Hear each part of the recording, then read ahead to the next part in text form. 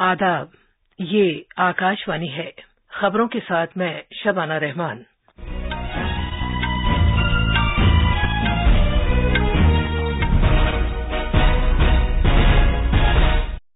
काबीना ने आयुष्मान भारत स्कीम में तोसी की मंजूरी दी है ताकि 70 साल से ज्यादा की उम्र के तमाम बुजुर्गों का अहाता किया जा सके।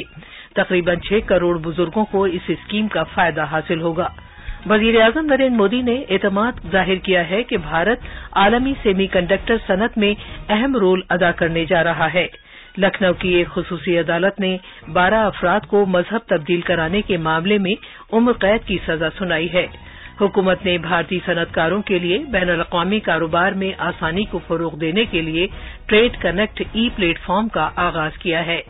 जम्मू कश्मीर के कठुआ जिले में सिक्योरिटी फोर्सेस के साथ तसादुम में 2 दहशतगर्द मारे गए हैं और खेलों में चीन में भारत मलेशिया को 1 के मुकाबले 8 गोल से हराकर मर्दों के एशियाई चैंपियनशिप ट्रॉफी हॉकी टूर्नामेंट के सेमीफाइनल में पहुंच गया है। अब खबरें तफसील से।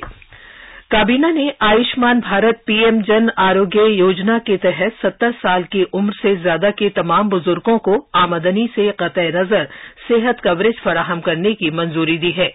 आज शाम नई दिल्ली में काबीना मीटिंग के बाद सहाफियों को जानकारी फराहम करते हुए मरकजी वजीर अश्वनी वैष्णव ने कहा कि बुजुर्ग शहरियों को 5 लाख रुपए तक के मुफ्त इलाज की सहूलत फराहम की जाएगी। प्रधानमंत्री जी ने कहा था कि 70 वर्ष की आयु के ऊपर के हर बुजुर्ग को आयुष्मान योजना के दायरे में लाया जाएगा और 70 साल के ऊपर के हर बुजुर्ग, चाहे वो गरीब हो, चाहे मध्यम वर्ग के हो, चाहे उच्च मध्यम वर्ग के हो, ये नया दायरा होगा जिनको 5 लाख रुपए तक के मुफ्त इलाज की सुविधा मिलेगी और इससे देश में करीब 4.5 करोड़ फैमिलीज, जिसमें करीब 6 करोड़ सीनियर सिटीजन्स कवर होंगे। 70 साल या इससे ज्यादा की उम्र के बुजुर्ग शहरी जो पहले से ही सेहत आमा की दीगर बीमा स्कीमों मसलन मरकजी हुकूमत की सेहत स्कीम, साबिक फौजियों के ताउन के लिए सेहत स्कीम, आयुष्मान मरकजी मुसल्लह पुलिस फोर्स के फवायद हासिल कर रहे हैं, वो अपनी मौजूदा स्कीम को जारी रखें या आयुष्मान भारत पीएम जन आरोग्य योजना का इंतखाब करें। वो बुजुर्ग शहरी जो निजी सेहत बीमा पॉलिसियों या employees state insurance ESI scheme के तहत फवायद हासिल कर रहे हैं, वो भी आयुष्मान भारत पीएम जन आरोग्य योजना के तहत फवायद हासिल करने के मजाज होंगे। काबीना ने 2 साल की मुद्दत के दौरान 10,900 करोड़ रुपए के अखराजात के साथ इख्तिराई गाड़ियों को फरोग देने के लिए PM electric dry revolution E drive की भी मंजूरी दी है। PM E drive 10,900 crore rupees का ये प्रोग्राम है। फेम 1 और फेम 2 अच्छे सक्सेसफुल कार्यक्रम रहे थे। 16 लाख से ज्यादा इलेक्ट्रिकल व्हीकल सपोर्ट हुए हैं फेम 1 और फेम 2 में। आज PM E drive scheme launch हुई है। इसमें 2 व्हीलर्स, 3 व्हीलर्स, ट्रक और एम्बुलेंसेज और ई बसेस को कवर किया जाएगा। बहुत बड़ा फोकस किया गया है कि चार्जिंग इंफ्रास्ट्रक्चर को देश भर में डेवलप किया जाए। इसके लिए 88,500 साइट्स को सपोर्ट करने के लिए 100% सपोर्ट होगा।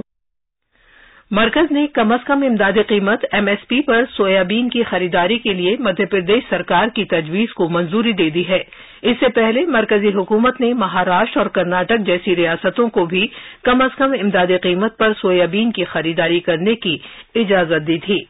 नई दिल्ली में नामानिगारों से गुफ्तगू करते हुए ज़राअत और किसानों की बहबूद के मरकजी वजीर शिवराज सिंह चौहान ने कहा कि किसानों की फलाह बहबूद एनडीए सरकार की अव्वलीन तरजीह है। पिछले दिनों मध्य प्रदेश के किसान चिंतित थे, सोयाबीन एमएसपी के नीचे बिक रहा। पहले हमने महाराष्ट्र, कर्नाटक जैसे राज्यों को मिनिमम सपोर्ट प्राइस पर सोयाबीन की खरीदी की अनुमति दी थी। कल रात को ही मध्य प्रदेश सरकार का प्रस्ताव आया है एमएसपी पर सोयाबीन की खरीदी का। उस प्रस्ताव को हमने स्वीकृति दे दी है। सोयाबीन जो एमएसपी है मिनिमम सपोर्ट प्राइस, उस पर खरीदा जाएगा। वजीर-ए-आजम नरेंद्र मोदी ने इस एतमाद का इजहार किया है कि भारत आलमी सेमी कंडक्टर सनत को आगे ले जाने में एक कलीदी किरदार अदा करने जा रहा है। वजीर-ए-आजम आज ग्रेटर नोएडा में सेमिकॉन इंडिया 2024 का इफ्तिताह करने के बाद इजहार ख्याल कर रहे थे। انہوں نے کہا کہ حکومت ملک میں چپ کی تیاری میں اضافے پر توجہ مرکوز کر رہی ہے تاکہ سبھی آلات میں بھارت میں تیار کردہ چپس استعمال ہو سکے۔ وزیر اعظم نے کہا کہ حکومت نے سیمی کنڈکٹر مینوفیکچرنگ سہولیات کو قائم کرنے میں مدد فراہم کیے جانے سمیت ملک میں سیمی کنڈکٹر مینوفیکچرنگ کو جدید بنانے کے لیے بہت سے اقدامات کیے ہیں۔ گلوبل سیمی کنڈکٹر انڈسٹری کو ڈرائیو کرنے میں بھارت بڑی بھومکا نبھانے جا رہا ہے اور اس لیے ہم نے سیمی کنڈکٹر مینوفیکچرنگ کو آگے بڑھانے کے لیے بہت سارے قدم اٹھائے ہیں۔ بھارت میں سیمی کنڈکٹر مینوفیکچرنگ فیسلٹی لگانے کے لیے 50% سپورٹ بھارت سرکار دے رہی ہے۔ بھارت کی نیتیوں کے کارن ہی بہت کم سمے میں 1.5 ٹریلین روپیز سے زیادہ کے انویسٹمنٹ اس چھیتر میں بھارت میں ہو چکے ہیں۔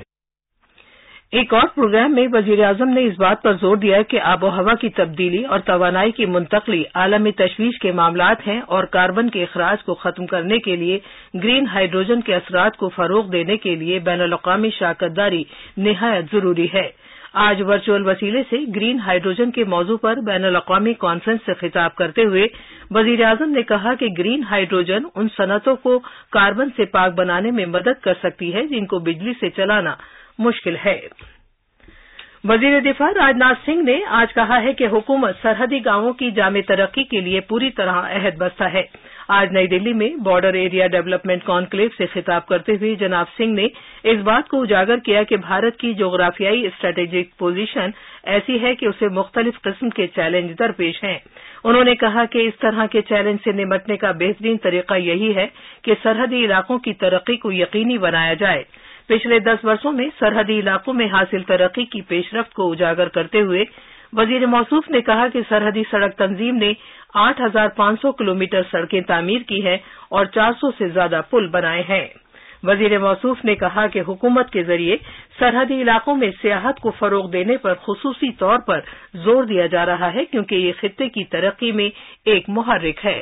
2020 سے لے کر 2023 تک کے 3 برسوں میں لداخ، سکم، اروناچل پردیش کا ٹوریزم 30% تک بڑھا ہے۔ اسی طرح کشمیر میں پچھلے کچھ برسوں کی اپیکشا ٹوریزم میں اچھی خاصی بڑھوتری بھی دیکھی گئی ہے۔ بڑھتے ٹوریزم کا ہی یہ اثر ہے کہ ان چھیتروں میں جاب کریشن اور لوکل اکانومی میں بھی وردھی دیکھی گئی ہے، اور مجھے بتایا گیا ہے کہ لوکل ہینڈی کرافٹ، ہاسپٹلٹی اور ٹرانسپورٹ سیکٹر میں پچھلے کچھ برسوں میں اچھی خاصی سنکھیا میں جاب بھی کریٹ ہوئے ہیں۔ بھارت کے قومی سلامتی کے مشیر اجیت ڈوبھال روس کے سینٹ پیٹرز برگ میں برکس NSA's میٹنگ میں شرکت کر رہے ہیں۔ اس اجلاس کے دوران جناب ڈوبھال نے اطلاعاتی اور مواصلاتی ٹیکنالوجی ICT اور دہشت گردی سے متعلق امور سمیت جدید سیکیورٹی چیلنجوں پر بات کی جن سے برکس فریم ورک کے تحت مشترکہ کوششوں کے ذریعے نمٹنے کی ضرورت ہے۔ جناب ڈوبھال کا دورہ روس کے صدر ولادیمیر پوتن اور اٹلی کی وزیر اعظم جارجیا میلونی کے اس اہم بیان کے تناظر میں ہو رہا ہے کہ بھارت اور چین یوکرین تنازع کو حل کرنے میں ایک کلیدی کردار ادا کر سکتے ہیں۔ یہ خبریں آکاشوانی سے نشر کی جا رہی ہیں۔ قومی جانچ ایجنسی NIA اور امدادی دہشت گردی دستے ATS کی ایک خصوصی عدالت آج لکھنؤ میں غیر قانونی طور پر مذہب کی تبدیلی کے معاملے میں 12 افراد کو عمر قید کی سزا سنائی ہے۔ اس معاملے میں ملوث افراد کو مذہب تبدیل کرانے والا ملک کا سب سے بڑا گروہ قرار دیا گیا تھا۔ خصوصی جج وویکانند شرن ترپاٹھی نے آج مذکورہ 12 افراد کے لیے عمر قید کی سزا کا اعلان کیا جبکہ 4 دیگر ملزمان کو 10 سال کی قید میں بھیج دیا۔ عدالت نے کل تمام 16 ملزموں کی سنوائی کی تھی۔ امداد دہشت گردی دستے ATS نے اپنی چارج شیٹ میں کہا ہے کہ مولانا کلیم صدیقی، عمر گوتم اور مفتی قاضی جہانگیر عالم غیر قانونی طور پر مذہب تبدیل کرنے کا ایک ملک گیر گروپ چلاتے تھے۔ عدالت نے مزید کہا کہ مولانا صدیقی تبدیلی مذہب میں سہولت فراہم کرنے کی غرض سے بیرون ملک سے فنڈ حاصل کرنے کے معاملے میں بھی ملوث تھے۔ گروپ کے تمام ممبران کو دفعہ 153A مذہب، نسل، زبان یا دیگر عوامل کی بنیاد پر گروپوں کے درمیان عداوت کو فروغ دینے، دفعہ 153B عدم رواداری کو فروغ دینے اور دفعہ 120B مجرمانہ سازش کرنے کے تحت یہ سزا سنائی گئی ہے۔ कॉमर्स और सनत के वजीर पीयूष गोयल ने आज नई दिल्ली में एक प्रोग्राम के दौरान भारतीय सनतकारों के लिए बैनुल-अक़वामी कारोबार में सहूलत फराहम करने की गरज से ट्रेड कनेक्ट ई प्लेटफॉर्म का आगाज किया। ऑनलाइन प्लेटफॉर्म एक ऐसा वसीला होगा जहां ज़ाब्तों, आजाद तिजारती समझौतों, प्रोग्रामों, शराकतदारी, कस्टम्स, महसूलात और रियायतें, बैरून मुल्क के खरीदारों के जायजे के बारे में एक ही जगह मालूमात हासिल होंगी। प्रोग्राम से खिताब करते हुए उन्होंने इस उम्मीद का इजहार किया कि ई प्लेटफॉर्म से आलमी बाजार में भारत की हिस्सेदारी में इजाफा होगा। वजारत दाखिला में ज्वाइंट सेक्रेटरी के.पी. सिंह की सरबराही में एक 6 रुकनी बैन वजारती मरकजी टीम ने आज तेलंगाना में बारिश से मुतासरा इलाकों का दौरा किया। बारिश से वाबस्ता वाकयात में तकरीबन 30 लोगों ने अपनी जान गंवाई है और इस कुदरती आफत के दौरान मुख्तलिफ सेक्टरों में 5,000 करोड़ रुपए मालियत की इमलाक को नुकसान पहुंचा है। तफसील हमारे नामानिगार से। मुन्नेरू में अचानक आए सैलाब के सबब सैकड़ों कुंभों ने अपना सब कुछ खो दिया है और उनकी जिंदगियां तबाह हो गई हैं। 2 ग्रुपों की शक्ल में एक बैन वजारती मरकजी टीम मुख्तलिफ इलाकों का दौरा कर रही है, जिनमें तेलंगाना के खम्मम, महबूबाबाद और सूर्यापेट अजला भी शामिल हैं। ये टीमें घरों और सरकारी इमलाक जैसे शाहराहों, सड़कों और पुलों समेत खेतीबाड़ी और मवेशियों को हुए नुकसान का जायजा ले रही हैं।